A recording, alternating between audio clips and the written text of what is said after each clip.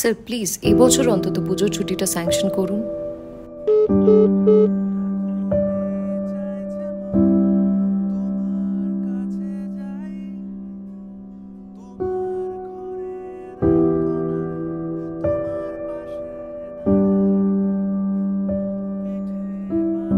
বলো মা। তোকে কখন থেকে ফোন করছি, ফোনটা ধরছিস না কেন? আরে না, চোখটা একটু লেগে গেছিল। বলো না।